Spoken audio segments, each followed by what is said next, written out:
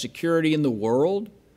We've had a presidential assassination within the last 50 years. We've had another shooting of a president within the last 30 years. Sometimes, despite all reasonable efforts, a crime may still occur.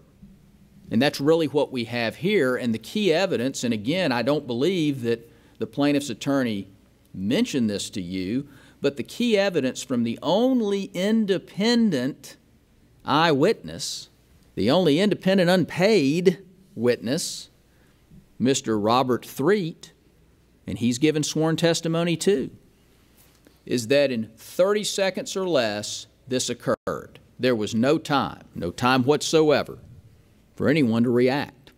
So what I have here is I have a timeline. Now, this is a little small for you to see, but I do want to tell you that at the trial of this case, we had a very large screen that's set to the left of the jury. That's the way the judge wanted it set up. And the screen probably, I don't know, this screen must have been, it seemed like it was 10 feet by 10 feet. It was big.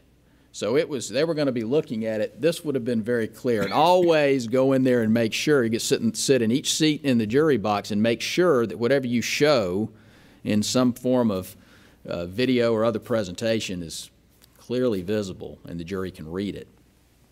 But what we have here is we have the timeline. I could explain exactly how quickly this occurred. I have three boxes. If you look first to the right, you see 9:45. That's when the police said it occurred based on the police report. And if you back up to 9:40, I'm going to give the brackets now, that's when this eyewitness said he arrived at the theater. So now we're into 5 minutes. How do we get to 30 seconds?